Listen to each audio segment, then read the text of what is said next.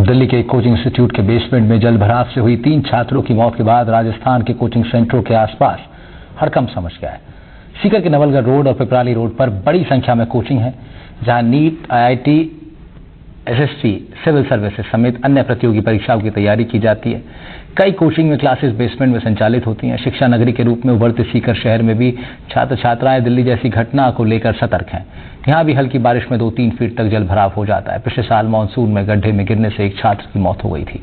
इन इलाकों में झूलते बिजली के तार और काफी नीचे लगे ट्रांसफार्मर भी बड़े हादसे को न्योता देते दिखाई देते हैं। यहाँ संचालित होने वाले कई कोचिंग इंस्टीट्यूट भी नियमों को ताक पर रखकर संचालित हो रहे हैं। इसी को लेकर खास रिपोर्ट दिखाते हैं। पिछले दिनों दिल्ली में हुई जोरदार बारिश के बाद एक कोचिंग इंस्टीट्यूट के बेसमेंट में पानी भरने से 3 बच्चों की जहां मौत हुई, तो वहीं बात करते हैं राजस्थान के सीकर जिले की। वह भी जो है ये अब जो है कोचिंग हब के रूप में जो है लगातार उभरता जा रहा है। इस समय हम सीकर शहर के मुख्य जो कोचिंग इंस्टीट्यूट एरिया है, नवलगढ़ रोड और पिपराली रोड, यहाँ पर खड़े हैं। नवलगढ़ रोड की अगर बात करें तो यहाँ पर हल्की सी बारिश होने पर ही करीब 2 से 3 फीट तक जो है जल भराव हो जाता है, जिसके चलते कोचिंग इंस्टीट्यूट में पढ़ने वाले जो छात्र हैं उनको आने जाने में काफ़ी परेशानी होती है। इसके साथ ही आपको दिखाना चाहूँगा, यह जो है नवलगढ़ रोड के मुख्य जो कोचिंग इंस्टीट्यूट का एरिया है, जहाँ पर जो है बड़ी संख्या में कोचिंग इंस्टीट्यूट जो संचालित है। इनमें कई ऐसे इंस्टीट्यूट भी है जो बेसमेंट में संचालित होते हैं, जिसके चलते जो अभी दिल्ली में जो हादसा हुआ उस तरह के हादसे होने की भी संभावना लगातार बनी हुई है, क्योंकि यहाँ पे जो जलभराव होता है वो करीब 2 से 3 फीट तक जो है जलभराव बारिश के समय हो जाता है, जिसके चलते यहाँ पे जो है कभी भी बड़ा हादसा होने की संभावना है। इसके साथ ही यहाँ पे झूलते जो बिजली के तार है वो भी आमजन के लिए जो है खतरा मंडराते हुए दिखाई दे रहे हैं, क्योंकि यहाँ पे जो है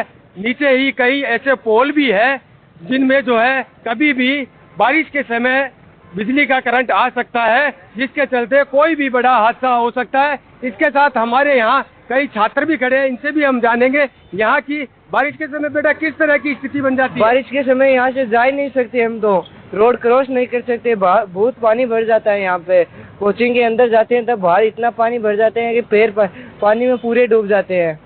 कोचिंग इंस्टीट्यूट कई बेसमेंट में है। अभी दिल्ली में भी हादसा हुआ है, कोचिंग के बेसमेंट में पानी भरने से 3 बच्चों की मौत हुई है। इस तरह से यहाँ भी कई जो है बेसमेंट है और यहाँ पर भी ऐसी हालत हो रखी है। यहाँ पे भी पानी आ जाता है तो रोड क्रॉस नहीं कर पाते हैं, और जो इतना पानी भर जाता है इस रोड पे कोचिंगों के पास, कोई बच्चे क्रॉस ही नहीं कर पाते। कभी कभी तो पानी में इतने डूब जाते हैं बच्चे कि निकल ही नहीं पाते हैं। अब तो बेटा किस तरह की स्थिति यहाँ पे बारिश के समय रहती है कोचिंग इंस्टीट्यूटों में? आप किस तरह से जो है रोड क्रॉस करके दूसरी तरफ पहुँचते हैं? हम यहाँ से अपने ये जूते वगैरह हाथ में लेके जाते हैं, पता ही नहीं कहाँ पे गड्ढा है। ये अभी तो फिलहाल सही है रोड, पिछली बार तो इतना गड्ढा था पता ही नहीं, और वहाँ पे पिछली बार छात्र की मौत भी हुई थी।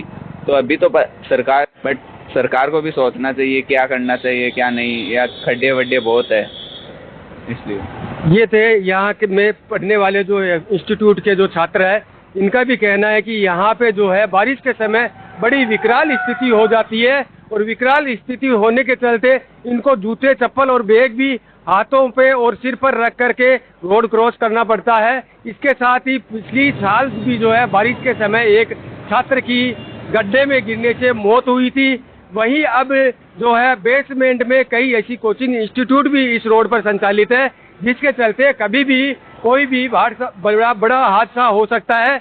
इसलिए जो है जिला प्रशासन और जो सरकार को भी इस ओर बिल्कुल ध्यान देना चाहिए, और जल्द ही ऐसी जो कोचिंग इंस्टीट्यूट है जो नियमों के विरुद्ध जो संचालित हो रही है, इनके खिलाफ भी सख्त कार्रवाई जिला प्रशासन को करनी चाहिए। सीकर से NDTV के लिए जगदेव सिंह।